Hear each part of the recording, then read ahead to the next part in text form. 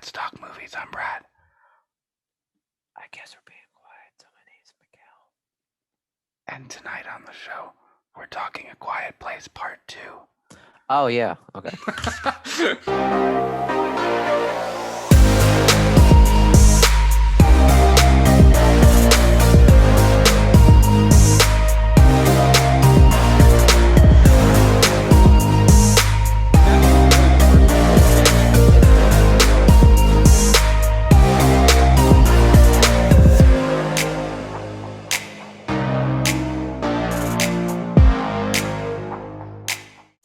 We'd probably be dead, because even whispering, I think, is like... Those monsters can hear it. The alien monster things can hear it. Yo, you like almost anybody that's like been around me can say that I'm. You would die. Loud. You'd die, man. I cannot whisper to save my fucking life. Anytime I talk, it's at a level 10, and 100% certain if this apocalypse happened, 100% dead. Well, let's be clear about something though. So Miguel and I went and my wife and I, we had a movie day on last Thursday, and we went and saw Cruella, which was actually kind of dope. I'm not gonna lie. And A Quiet Place, and Miguel joined us for A Quiet Place Part 2. And I asked him mid-movie, I was like, hey, yo, if you had to pick between like a zombie apocalypse and this alien sound monster apocalypse, which one would you pick? And he was like, this one for sure. But you're loud. It wouldn't work, dude. No. Here's the thing, because there's an obvious weakness. Okay. This is how he explained it to me. He said, which one would you choose? Would you choose this one in A Quiet Place or 28 Days Later? I did say 28 Days Later. I said, bitch, we going with the deaf aliens. Yeah, we are. Because one, you notice how they can die. All I need to do is be loud, really loud. I can do that. So it's got to be a frequency, though. Okay, that's fine. You know what? I could figure something out. Obviously, the deaf girl figured it out. So I mean, if you just start screaming at it, it's just gonna come up and knock your block off. Like, that's it. Knock your block off. It just is. Like, that's just it. Yo, in the beginning of this movie, I swear, these aliens were knocking the block off of people like ragdolls. I did not realize, because you know how in The Quiet Place too. I mean, they didn't realize this described what it was like in the beginning, but all you saw was John Krasinski getting his shit rocked. So but in this one, you saw a lot of people getting whipped around, and the way they were doing it, my God, no one was surviving those max. No, the opening of this movie, I think, is my favorite thing from either movie that we've gotten so far. So we're gonna get into A Quiet Place in just a few minutes. What'd you watch this week? What did I watch this week? I'm gonna be straight up with you. Mine's pretty thin. It's Cruella and A Quiet Place, and then Breaking Bad. Because I am deep in Breaking Bad right now. That's fine. I'm waiting for you to see Bill Burr, because he's fucking hilarious in the movie. I know. I mean, I am just like, it is wild. Obviously, I saw A Quiet Place, because that's what we're fucking talking about.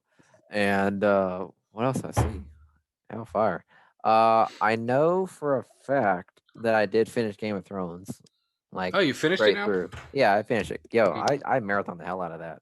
And 100%, I agree with everyone. I think that last season was poorly written.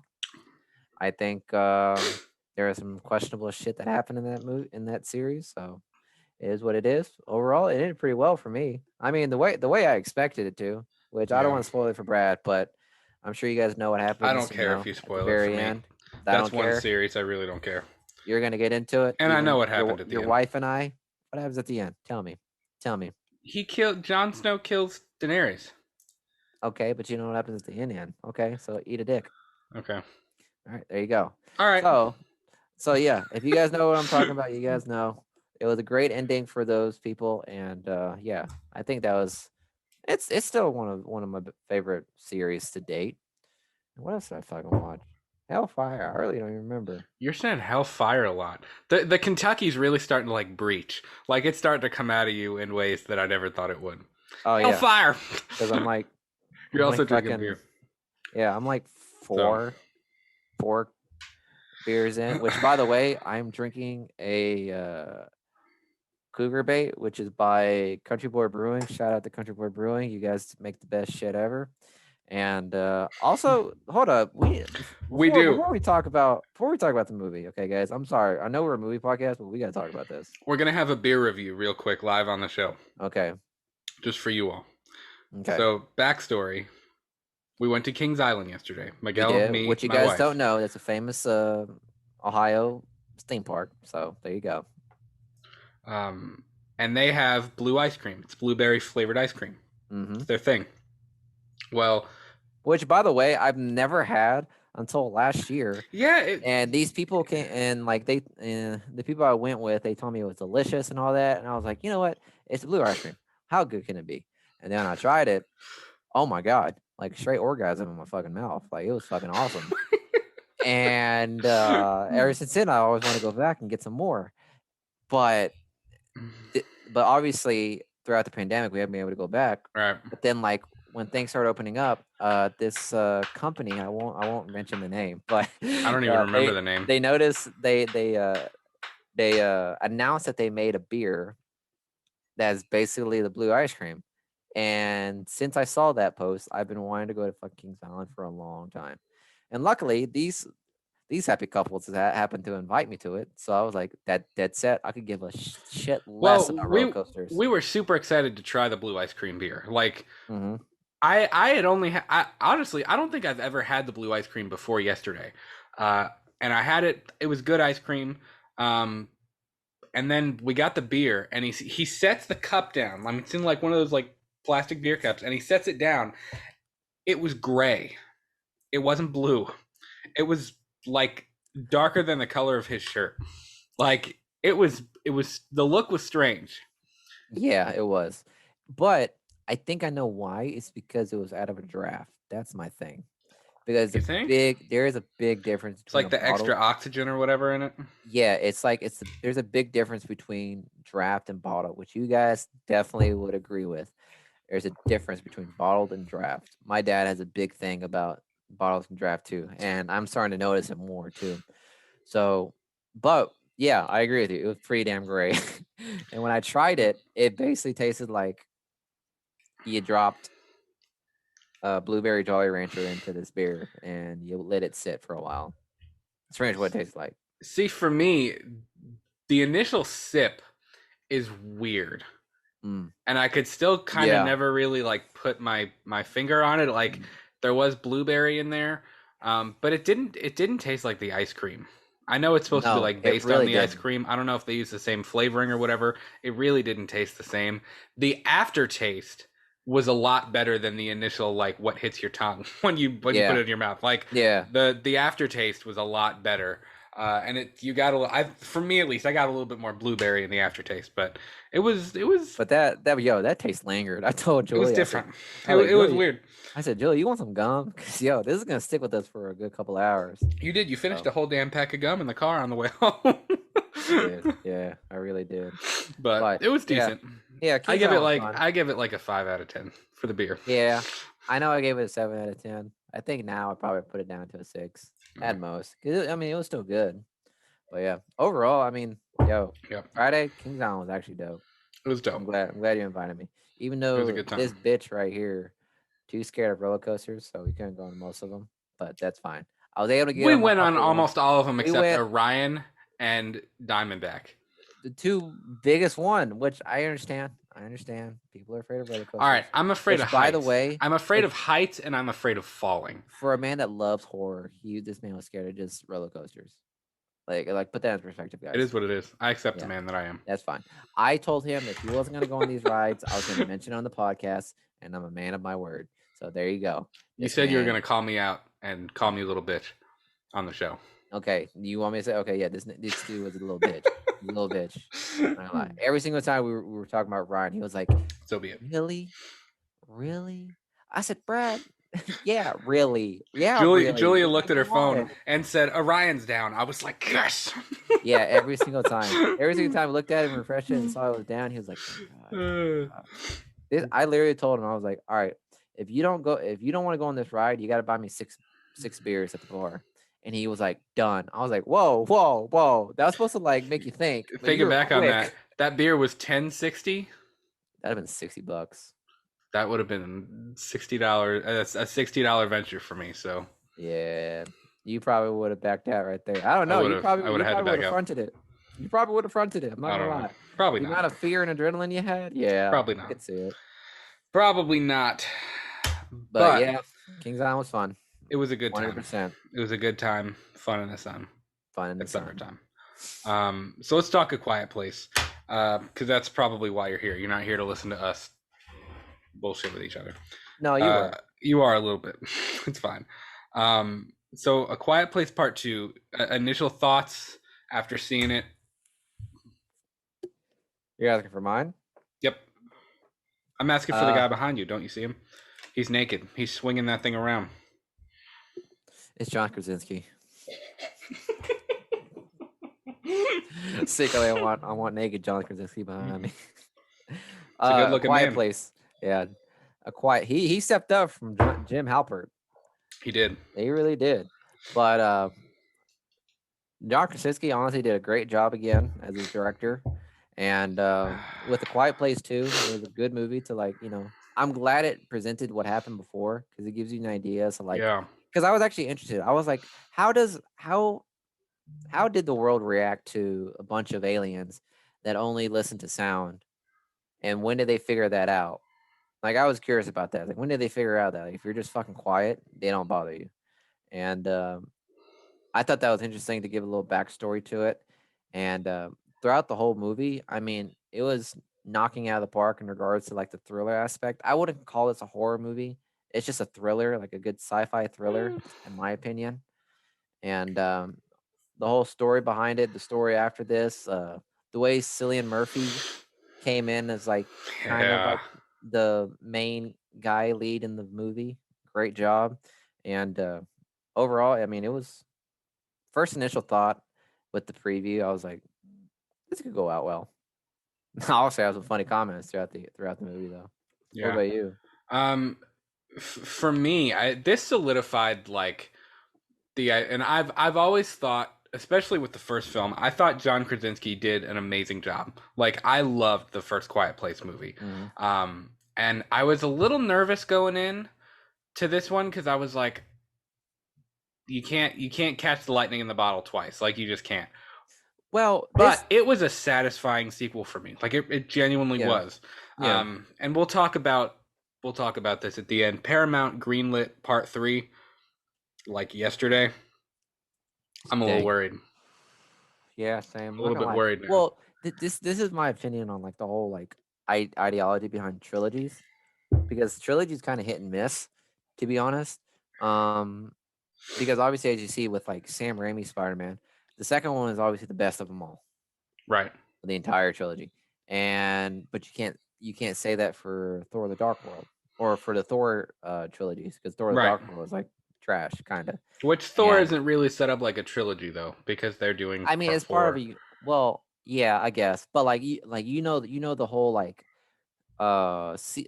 theme of it. Like the sequel is like 80% chance going to be better, but then the trilogy it drops as soon as more sequels come through. The possibility of success drops drastically. Well, I always think of it like I guess we can talk about this now because I usually think of trilogies like when you say trilogy, I think the Dark Knight trilogy. Like that's just that's where my mind goes.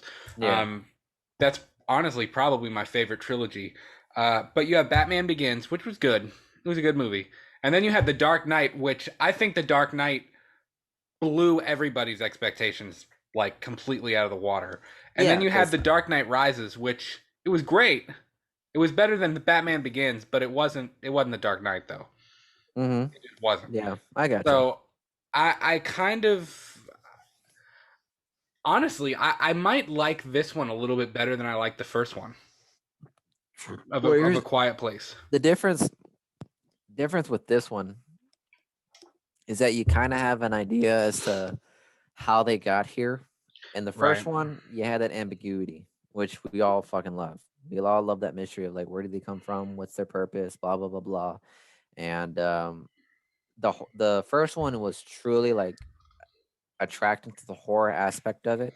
The second one was obviously like saying, okay, We know what they are, and they know that they can be killed. The first one, there is no real way to kill them. You know what I mean? So there was a Yeah. fear factor. It was like, Well, that was the big reveal at the end, was it was like, yeah, oh shit, like that, like there's a way to kill them, like you mhm, get it. Um, so yeah, there were a lot of things about part two that I genuinely enjoyed. I think mhm, I enjoyed a little bit more than the first film, even without John Krasinski being like a major part of it. Um, there was also kind of a character shift. I liked that it was focused more on the kids than it really was Emily Blunt. I liked that, honestly. Really, the two yeah. main characters were Reagan and Emmett, her the deaf daughter, and Cillian Murphy's character. They were It's I it's in Reagan. It's Reagan and Marcus. That's her name, if I'm not mistaken. Right? who? The two kids, Reagan Reagan and Marcus. Noah, I think is his name. I thought it was Noah. That's the character. That's the actor's name. Oh, is it? Yeah, I don't know. You might be yeah. right. It might be Marcus. Mm. Um, Which, by but the way, yeah. I mean, the fact that it was focused on the kids is pretty cool. Um, I love the fact that it like really like it focused on Reagan because I mean she's the only one that knows how to like. She's the only one that has the means and the knowledge of how to like take down well, these monsters. and the way that they've done her character arc, um, and the creative choices they've made in terms of the sound design.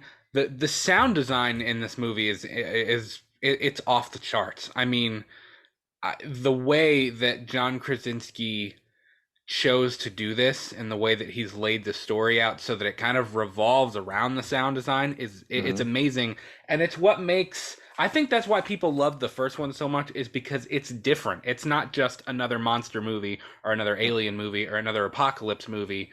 It's different. There's nothing else that's really like it. The monsters are different. The way they present the characters are different. Usually, or a lot of times in traditional horror monster movies, you have the teenagers that are drunk and having sex and having a good old time, or you have, a character that, like, one singular character that's like really, really deep. But again, the characters in this Quiet Place universe, um, and the fact that they're a family, it's like I honestly feel like all of them kind of gets like equal attention. Like, it's not Hmm. just about, the first film wasn't just about John Krasinski and Emily Blunt, even if they were the leads. The kids had a role. The second film, Emmett's character and Reagan's characters, um they were the leads, but I still cared about what was going on with Marcus and with what's her name, Evelyn, Emily Blunt's character. Like, I cared about them. All of the characters share screen time really well, Hmm. and I like the way that they present that. Uh, let's talk the opening a little bit, because you had brought up the opening, and I've said a million times on the show now that I am a huge fan of apocalypse movies, like particularly zombie movies, but I like showing. Let me back up. I'm always intrigued at how the beginning of the apocalypse is presented, and you touched on that a few minutes ago. Like, you were talking about the like when the aliens first arrived. Like, of course, in the first film, we kind of have the question of like, how did the aliens get there? How did things really fall apart? How did they realize that by being quiet, they didn't, they can't find you? Things like that.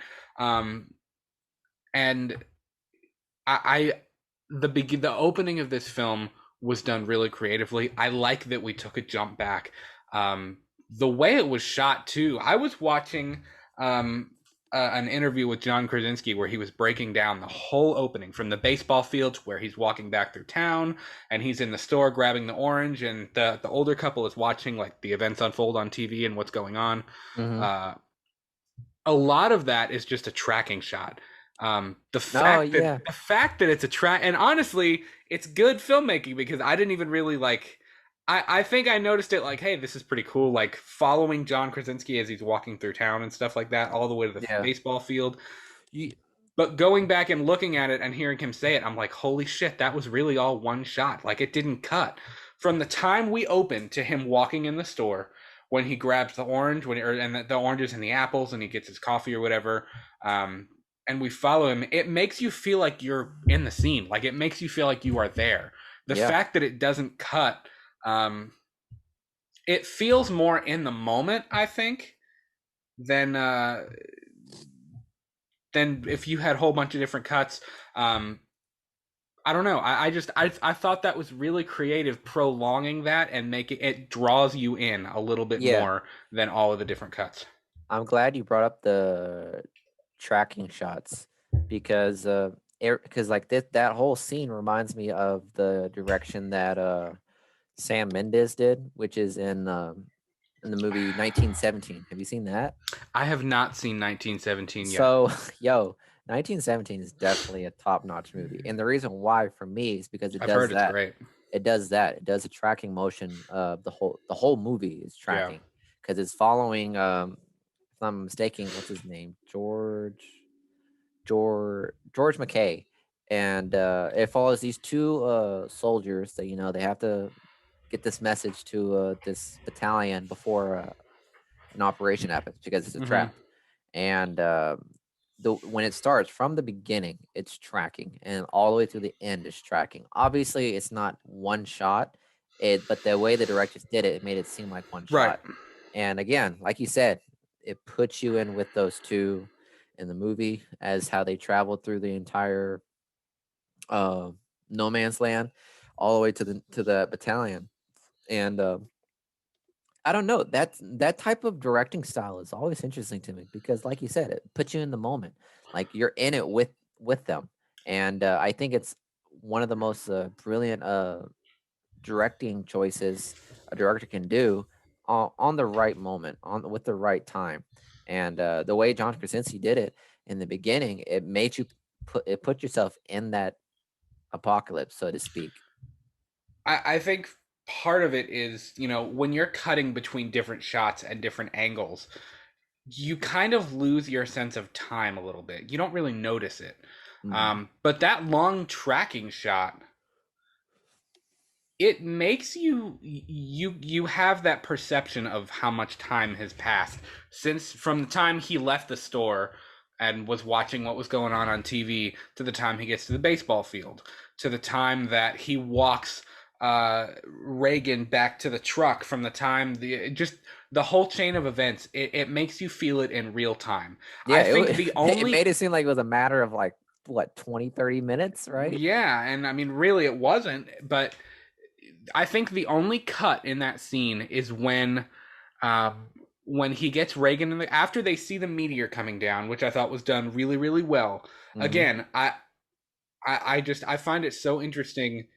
It's like a social experiment kind of thing. Like, what would people really do? So seeing the meteor come down and people kind of like We should what's probably get up. what's Yeah. going on, and kind of scattering and trying to find like their family and their parents and whatever. When I think the only cut in that whole first tracking shot is when obviously when it's showing the different kids playing baseball and things like that, it's cutting. But I think the only other time that the opening cuts is when he gets Reagan in the truck, and he sees the cop pull up behind him, and he gets out. And when he gets out, they had to do like, you see like the plane of them through the windshield in the truck, and then you see John Krasinski get out, and when he turns, that's a new shot. So I think that they're rolling differently when he walks up to the cop. Speaking of, I thought you would think this is kind of cool. John Krasinski is a huge Jaws fan. The pizzeria behind when he was talking to the cop out on the street when the monster shows up is Brody's Pizza, or Chief Brody's Pizza, as in Chief Brody from Jaws. So that was his little Easter egg for Jaws, which I thought was pretty dope. Because I'm a huge Jaws fan too. Which, by the way, I got my Jaws thing back there. Yeah, whenever we were at Kings Island, there was some guy wearing a Jaws shirt, and we were waiting in line, and one of the people that was like, leading us to whichever seats, he saw the guy's shirt, and I didn't know at the time, but he was talking about like, oh, I love that movie. The rest of the sequels were kind of trash, and I was like, I need to see this shirt. What movie are they talking about? And as soon as I saw it, I literally poked at Brad. I was like, hey, Brad, look, look, look, look, look, look, look, look. We're talking about Jaws. Yep. So I thought that was pretty cool. That's a pretty cool Easter egg. Yeah, I dude. love when directors do Easter eggs in movies I that they love. It's awesome. I don't It want shows how them much to they love it. Yeah. I don't think they need to remake Jaws. I really don't. But if No, somebody is gonna remake Jaws, I would let him do it. you think so? 100%. Yeah, because he's gotten. I mean, look at this. He's got an eye for tension. Like it wouldn't. I don't. My fear with remaking Jaws is it's going to be a big CGI fest.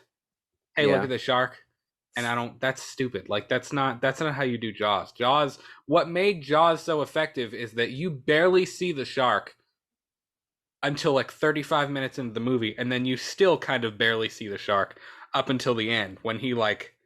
The first time you really see him is when Brody's throwing the chum and he like pops up Oh out of the yeah. water and then goes back in. That's the first time you like actually see him. Mm. But yeah, I would totally let John Krasinski do a remake of Jaws. Um, I could see that. Yeah. yeah, but the opening was amazing. Mm. Those tracking shots, from what I understand, are really really difficult. So props to them for doing that and doing it really well. Also, I the sound. I wanna talk about the sound stuff Yeah, me too too. because because obviously like some of it's some of the shots in the opening scene is based off of Reagan's point of view, and I think it's really cool how like throughout the sign, like throughout those shots, it showed scenes where like it was coming from her point of view, and Hmm. obviously from her point of view, she's deaf, of course. Yeah. So like it kind of goes into like a mute scene, and then it transfers into how we would usually hear it. And I love how like through some of the scenes, like you can tell whenever it's like going off of her perspective of hearing, Hmm. and then it's like whenever because like the shot wherever she's like sitting there really frustrated because she thinks she lost her earpiece, and then when Cillian Murphy comes in and taps her on the shoulder, as soon as she taps her on her shoulder, it kicks on back to like how we usually hear Right. stuff. And I think that little attention to the detail, the way they like transition, is pretty cool. It's amazing. And, think about this. If we're talking about sound design, hum a single melody from this movie. Hmm? You can't. There's music, obviously, but Oh, I couldn't hum a theme from this movie. yeah, I couldn't. There's not really yeah. a big score. It's more of a soundscape. It relies more on the sound effects and the sound of what's happening in a scene than it does like a traditional score, which Mm, again, really really creative. Seeing what's happening, switching back from again the opening when the monster comes and rams the car and everybody starts running, and screaming. When you're cutting back between screaming and chaos, and then you get Reagan's point of view, and everything is she hears like vibrations, uh, and then you cut back and forth. That builds tension, whether you realize it or not, mm-hmm. because you're taking away, um, you know, in a horror film, roller coaster, whatever. Like your senses are all working to create that tension and that suspense. Um, and when you remove one of those, like in this case, you're removing hearing, that's that builds tension. Like I think some of the most tense points in the movie are when you are getting it from Reagan's perspective. Because I remember like John Krasinski in that video talking about when they went to film the first one. Um, her last name is Simmons. I think her first name it's I don't want to pronounce it wrong. Who are we talking about? Mill the Millicent? the girl who Millicent, is that her name? Yeah, Who plays Millicent. Reagan. I believe that's how you say it. I'm not positive. I remember John Krasinski was talking to her parents and he's because she's really deaf. And She's hard you of know hearing. Yeah. Yes, and he had said like, can she hear it all? And she hears vibrations. Like I think a lot of deaf people they just don't hear the same frequencies that we hear. So they hear the vibrations. They almost feel sound a little bit more than they actually hear it. Mm-hmm. So again, you get the low rumbles, like you can tell something is going on during those moments, but it's so tense. Like those are some of the moments that I find the most tense because you're cutting from so much sound, like overload of sound, to barely anything at all, and back and forth. And again, it plays into the whole theme of being quiet, in in this universe. And I really noticed it, like when Emily Blunt's character is walking across the bridge to lay John Krasinski's wedding ring Mm-hmm. at the cross where their younger kid died. Um, every footstep on sand, every branch breaking, any leaf, when they were squeezing through the fence, every little sound effect that is kind of like nothing is amplified, because there is a lack of music, because there's a lack of a score or any kind of like musical soundscape. It relies almost solely on the sound effects of what's going on in the scene. And it's so creative and it's so different. And again, props to John Krasinski as a writer and as somebody who came up with this concept, because I said it, in our last episode. It's rare to find a movie, let alone a horror movie, that genuinely like shocks you and impresses you. And this is a concept that, I mean, even for the first film, like I was genuinely like impressed, Mm-hmm. because it's very different. So, Yeah, I think not having like a traditional like score for the movie is it's an obvious choice when you watch it and you kind of think about it, because it's like in a movie, like in an apocalypse where like any sound can obviously get you killed. Like it to have a score, like a legitimate score throughout the movie, would kind of throw away the whole premise of the movie, because it's like you want the audience to feel like I can't even breathe, mm-hmm, otherwise I might make a sound, and you want to bring your audience into that environment. So to keep that score to a minimum and right. to amplify every single sound effect in that movie really uh, put you in that certain environment. Like, well, I have to be quiet too, which by the way was impossible for us, because you know why in the movie, how we couldn't be we couldn't like be in the environment because the people next to us. Oh, yeah, Yeah, I didn't even realize there was this couple, or they had a kid. I mean, I get it if your kid's being loud in a movie, like whatever, like figure it out. It's all good.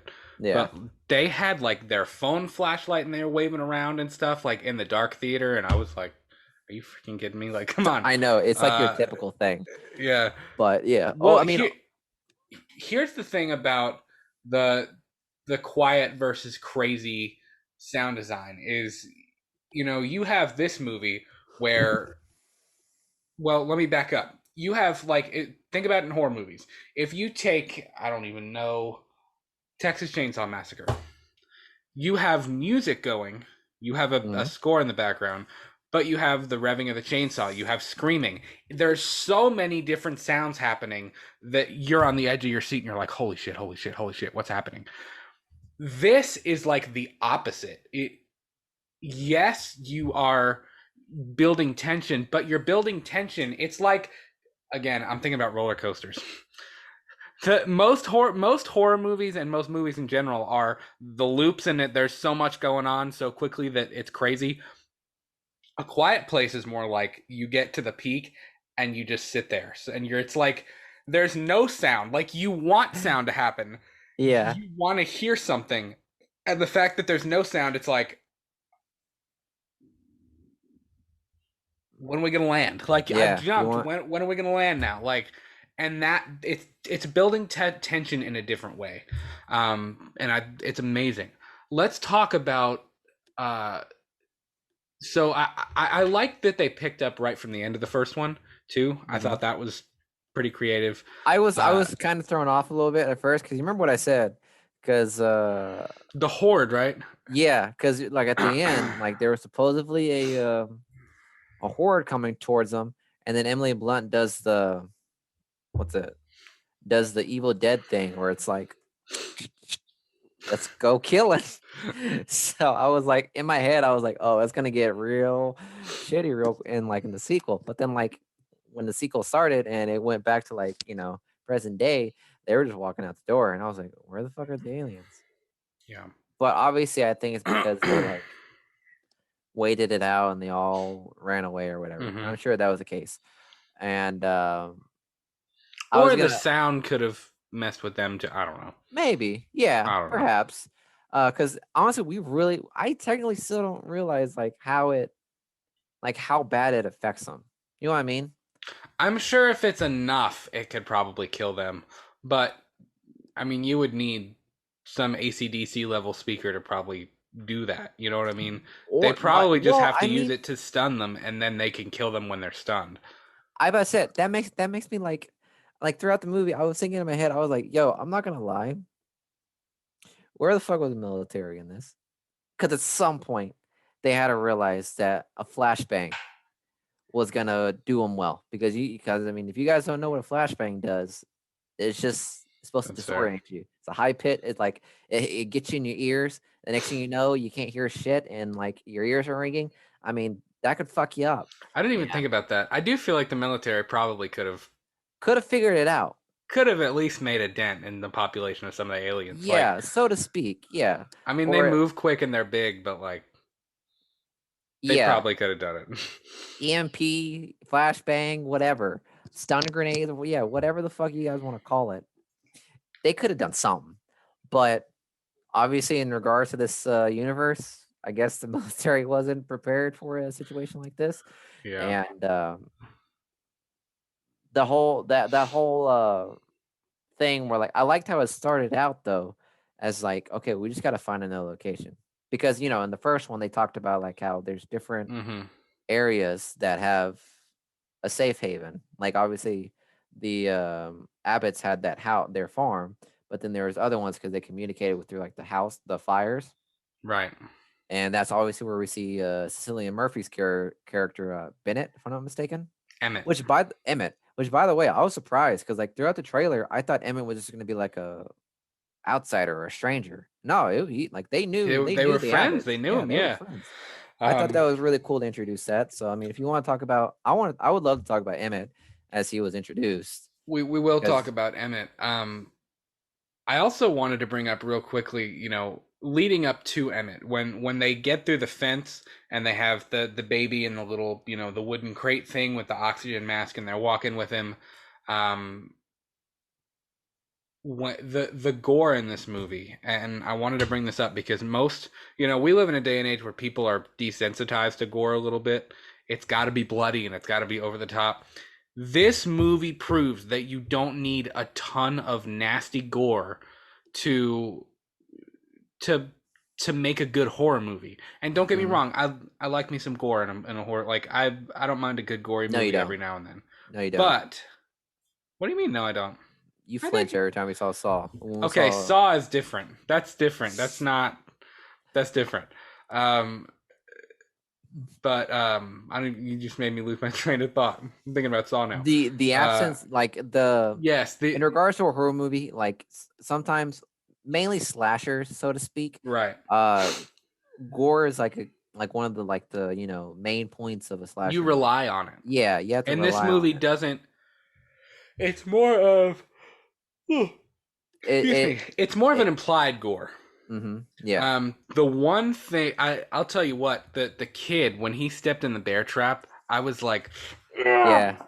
I I mean, saw your it got reaction. me. hmm Uh, And the kid screamed like, no, this movie really made you like John Krasinski does a really good, like I said, job at like putting you in the environment because whenever Marcus was when he got trapped into that bear trap and you heard him like scream for his life, rightfully so.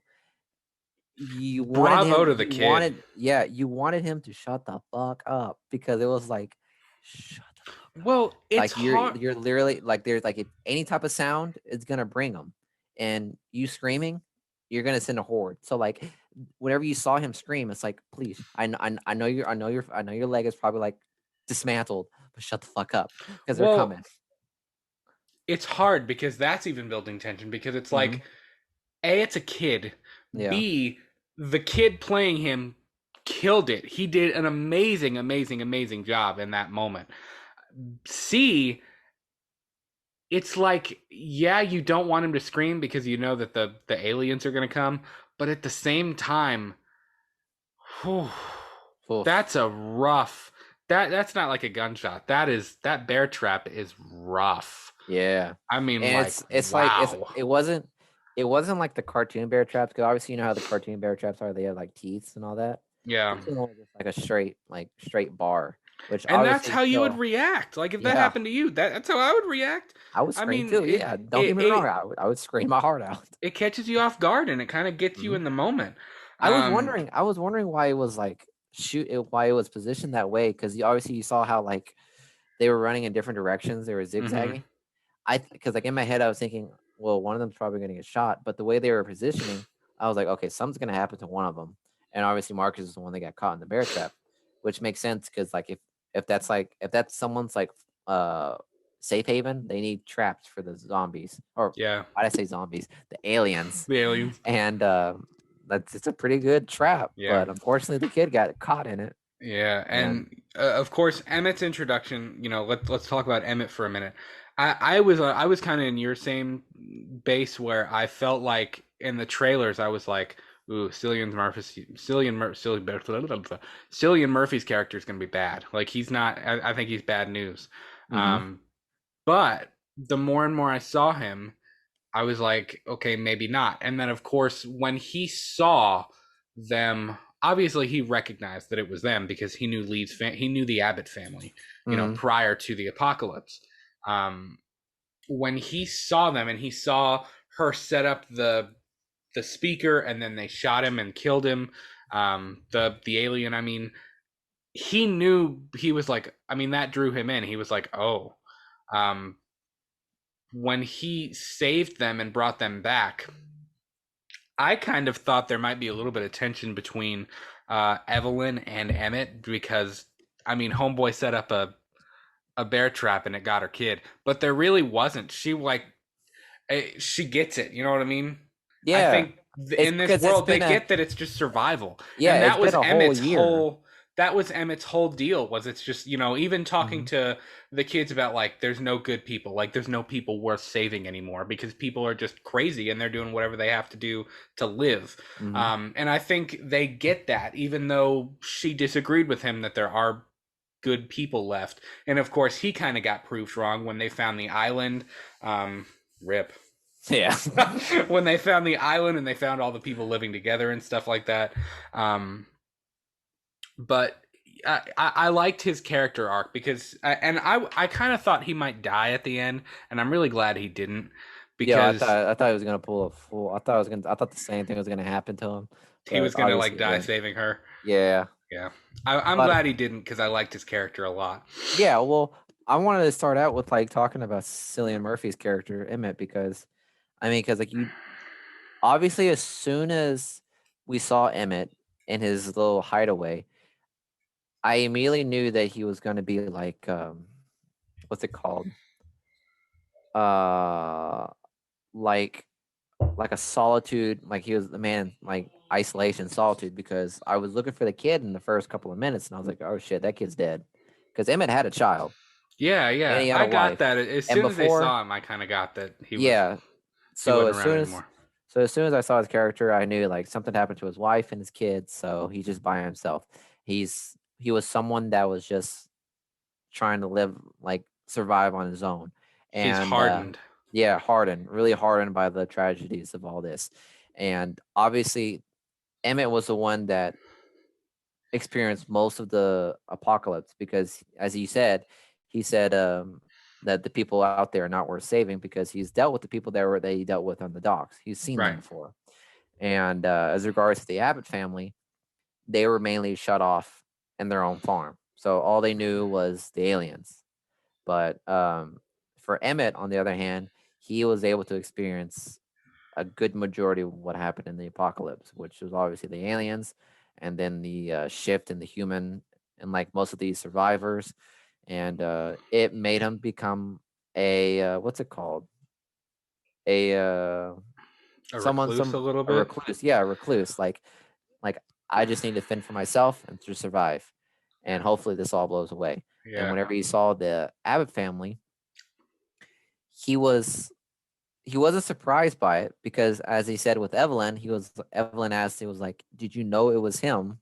Like, doing the signals, and Emmett responded with, "Yeah, I knew." And that type of tension right there, I was hoping they would expand on it. As for like why Emmett didn't just go to him. I think it was. I don't think it was personal that he didn't want to go to them. I think it was more like we just said. He was already hardened. His kid was gone. His wife was gone. He was just he was hardened. He felt like there was no point in finding other people because in the end he was only going to be able to help himself. Yeah, And yeah, I yeah. get it. It's that like survivalist, desperate, trope that you get in apocalypse movies where it's like, there are no good people. I'm not even a good person. Like I just have to survive on my own, and that's it. There is no more. And of course, his character comes around to see like there is a point to finding other people because it makes Mhm. it easier. It makes it better when you're with other people.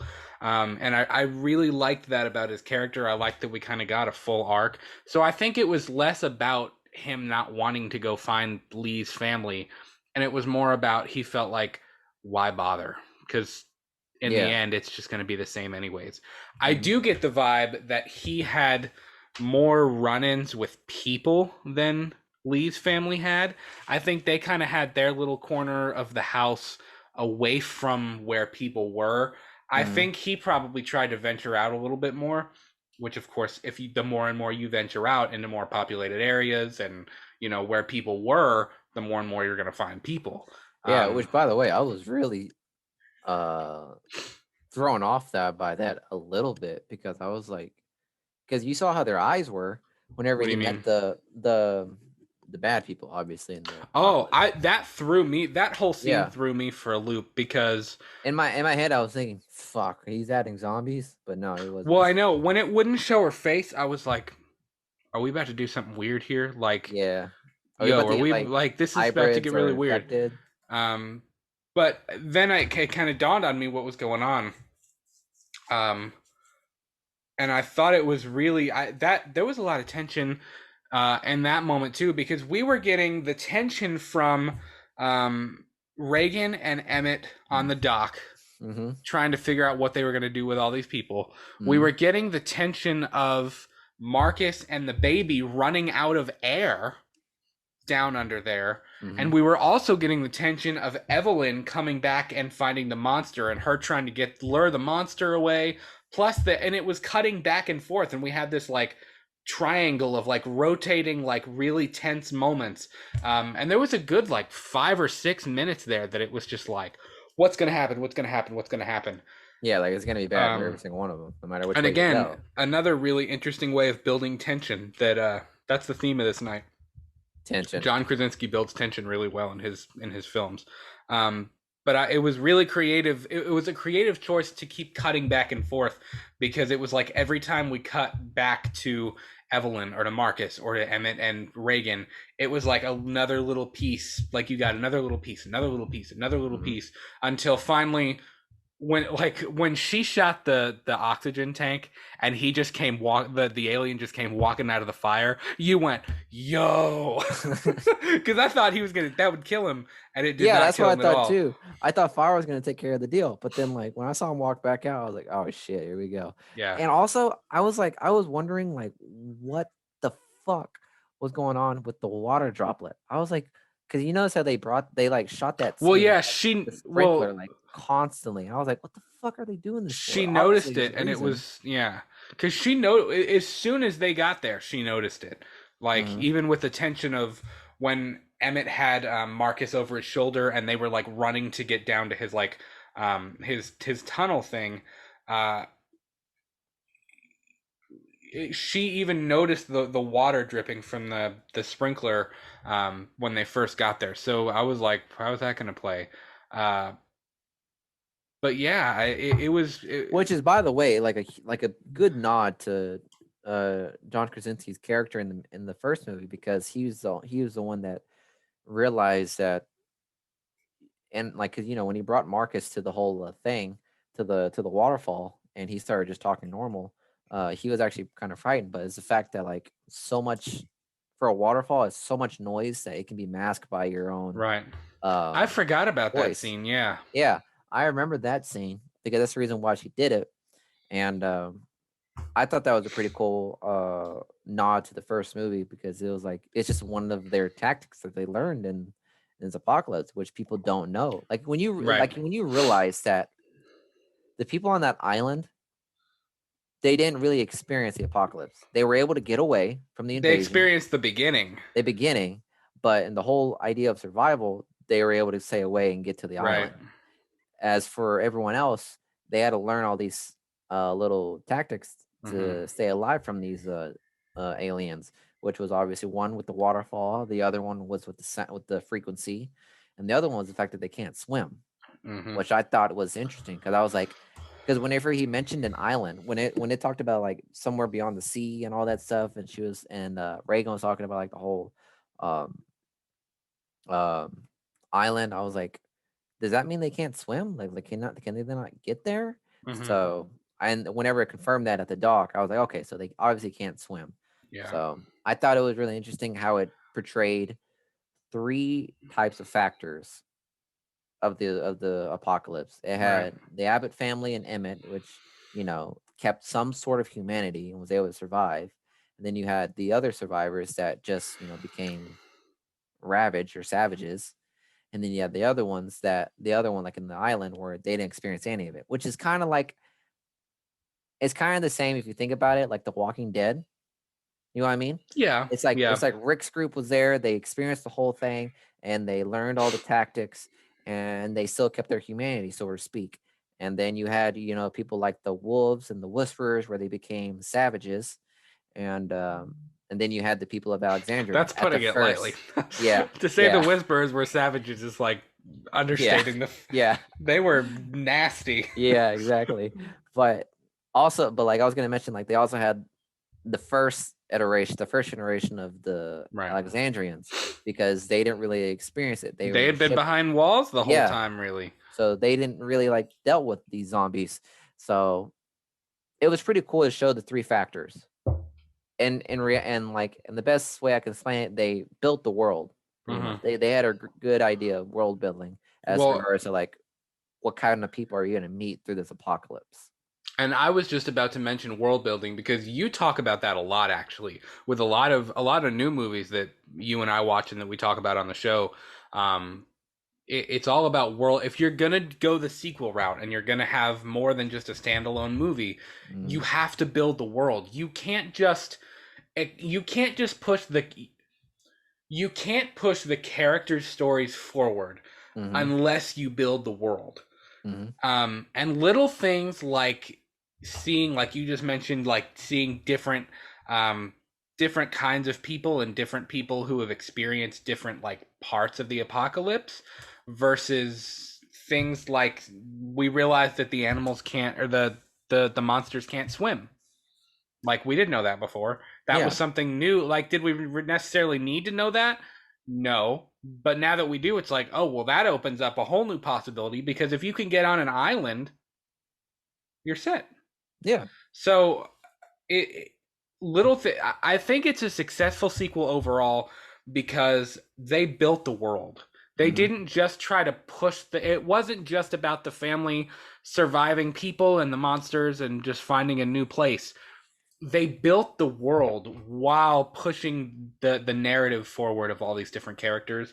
And again, that's what makes the sequel successful. John Krasinski didn't even want to do a sequel when they approached him. He I really know. didn't. He was like, I It's mean, he just flat out said, he was like, the first one was great. Why do we want, like, why would you want to even have the possibility of screwing that up? yeah. And that's my fear with doing a sequel for part three, which they've already greenlit. It's happening. I'm okay with it. Let's talk about the where we want a sequel to go or where you would like to see it going, because for me, we had the first film, which was about the family. It was very much, we barely even saw anybody else Mm-hmm. um, in the first film except for the family. This film was a little bit more expansive. We were introduced to Emmett. We got to meet the characters on the island, even though most of them died, I believe. We built the world up a little bit more. A third film has been greenlit. I believe it's coming out March 31st, 2023. Fucking hell, they're I quick know. on the I slates. know. That's when it's releasing. Mm-hmm. Jeff Nichols is taking over for John Krasinski as director. John Krasinski, I believe, is still going to write the treatment, and he's still going to like write the story outline. But I believe this guy is directing it and possibly even writing the script. I'm not sure. It scares me a little bit. A He little bit. directed Mud with Matthew McConaughey, which I didn't see.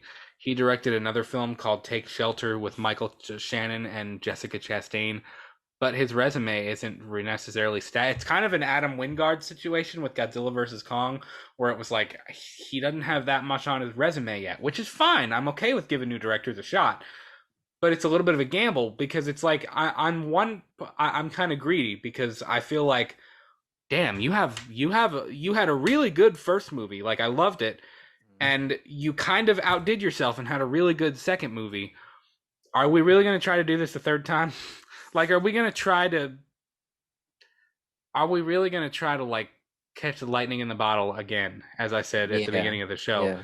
Honestly, you could have ended it with the first movie because that would have been like a badass, wow, they figured it out, this is it moment.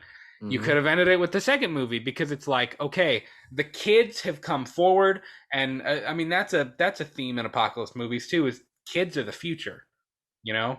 So the fact that Marcus stepped forward with the revolver and pulled a Rick Grimes and shot the one in the head when the signal was being sent out, the fact that Reagan beat the one with the pole or whatever, which was dope. The fact that the kids are stepping up, I feel like that is a cool way to end this. Like if you wanted to end the series right there, I'd be fine with that. I'm a little bit worried about where they're going to take it from here, because I feel like at some point There's no. you're gonna start retreading ground that you've already tread before, and there's no Yeah, place left to go. and it's like that horror, like that scary aspect you have is kind of gone now, so I to know. speak. You know what I mean? It's Yeah. like you can't kill these things, and I think that if there was another sequel that came in, like what is left, it's just going to be battling the monsters, Right. which again, it's cool, but it's it's just going to be another people versus aliens movie, Mm-hmm. kind of. You know what I mean? And unless you wanna expand on the savages that they met at the docks, could be cool.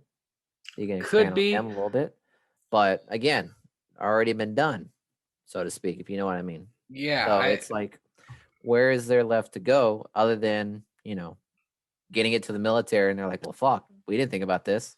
Yeah.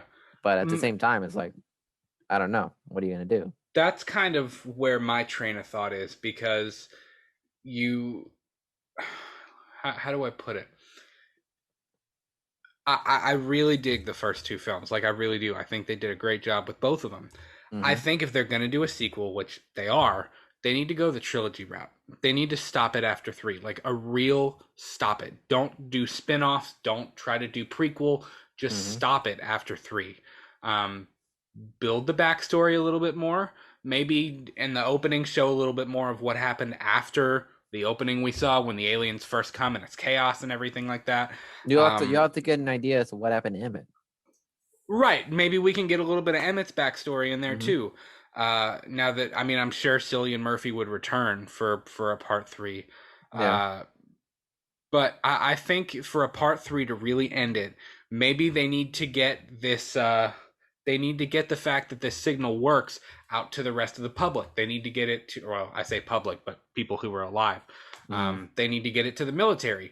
I think it should be about the family and about the kids and about the survivors that are left trying to come together and show other people this is how you stun them and then you can kill them. I think it needs to be about that because that can push the narrative forward Mm-hmm. and you can really world build if they go to new places, if they're trying to find other people like on purpose, then you can still world build while finishing out a trilogy the right way. What I do not want to see is I do not want to see this go a typical 80s horror route and get six more sequels. I don't want to go see a Quiet Place Part 5 in the movie. Like I don't like. I have no desire for that. Yeah, And I kind same. of think that's why John Krasinski is not. I think that's why he's gonna write it, but he's not gonna direct it because I think he kind of feels like why, why are we, Yeah, like his why are we movie. still going with this? His movie's already done. Like Yep, his initial thought of how the movie could go is done, and at this point, he's just writing more to give to a studio. I I think know, that's and that that's makes what sense. scares me. Is it's not. Hey, I have this really cool idea for a sequel. It's hey John, you got to write us something because we're doing a part three, like whether you want to or not. Like Yeah, yeah, yeah. it's like, I oh, could see okay, that thanks as for a. giving me the option. So Yeah. I So think that's what the direction we're going. But I thought it was a really, really great sequel. I enjoyed the hell out of it. And I genuinely enjoy this universe. I was thinking about this tonight. I don't have the first one on DVD or on Blu ray. I need to get a copy of it because I would love to add that to the collection. So I need to get yeah, that. And of course, when this comes out, I'll grab that too. What's your score for A Quiet Place Part 2? I'd give it a 7.5. I'm going to go 8.5. Okay, so that's a big I enjoyed difference. it. A I whole would point. say it's not that big of a difference. I would give. I think I would give the first film an 8, and I would give this one an 8.5 because of the fact that it kind of did exceed my expectations, and it world Mm-hmm. built a little bit more than I thought it would. I thought it would be more of a sequel just following the family, and it really wasn't. It kind of shifted a lot of things. I loved the opening. I love the fact that we shifted to the kids in their their point of view, and they were kind of the main characters in it. And I like that we left it. Uh, we built the world up more than we already had, and Yeah, I really respect that, and I really respect the fact that John Krasinski could do that, and that he figured out a way to do that with this sequel. So props to him. props to you, man. And So I don't know. Overall, like movies, obviously, like pretty spot on thriller. And one thing I was curious about, like, what's there next? Because I mean, the movie doesn't take place far apart from each other. You know what I mean? yeah, Like you is said, it's like not even a day's walk will away. part three pick up from right where this ends? You know what I mean? Yeah, I yeah, don't know. exactly. Because as of right now, I mean, the family's separated. They are separated. Yeah. They don't know. Emmett and Reagan doesn't know what happened to Evelyn and Marcus and the baby. Well, they don't know what happened, but at least Evelyn and Marcus know that they did that. You know what I mean? Yeah, true, Like true. they got it. Um, so I don't know. It'll be an interesting A lot. watch. There's still enough questions for there to Right. be a sequel. You know what I mean? There are enough questions. I hope that they find answers to them in a creative way still. Like I felt like this Yeah, movie, while it was a sequel, it was still creative. Like there were still things about it that I was like, "Oh, I dig that." Like, yeah, that's a really cool like addition to the story. hmm, Sequels start to fail when we're not really adding anything new anymore. Like we're just kind of recycling and it's just like there's a sequel to be a sequel. And yeah, I don't want part 3 to be a sequel for the sake of having a sequel, which is why I think they need to go the trilogy route, and you need to just like try to make it one complete arc, boom, bam, done, and just yeah. end it. Just end it. Like it's okay Part for three. a story to have an ending. It really is. Mm. So And people are kind of like losing that. So we hopefully are, we can gain that yeah. back, so to speak, in regards to storytelling. And of course, like the MCU is different. You know what I mean? Like it's different. It just depends. You know, I think it depends on the story you're trying to tell. The MCU could go for the next 20 years. The MonsterVerse, I don't know. It could probably go. I don't know. This, I think you got to end it after a trilogy. I just do. That's Yeah. it. That's what my gut. That's what my intestines are telling me right now. Is that it's got to, it's got to end in a trilogy. But so yeah, Yeah. So I mean, overall, great movie. And John Krasinski, bravo, man. You bravo. came all the way from The Office all the way up to directing A Quiet Place. He's sitting there with them blinds. Yeah. But guys, let us know what you thought of A Quiet Place Part 2. This has been episode 24 of Let's Talk Movies. Thank you so much for taking the time out of your day to hang out with us. And we hope you follow us on Twitter and Instagram. We will be on TikTok pretty soon, so be sure to watch out for us on TikTok. Let us know, what did you think of A Quiet Place Part 2? Let us know in the comments if you're watching on YouTube, and if you're listening on Spotify or Apple or Google or any of the other podcast platforms, let us know by tweeting at us at We Talk the Movies. Thank you guys again. We will be back this Friday for this week's episode of Let's Talk Movie News, and we'll talk to y'all soon. See ya. See ya.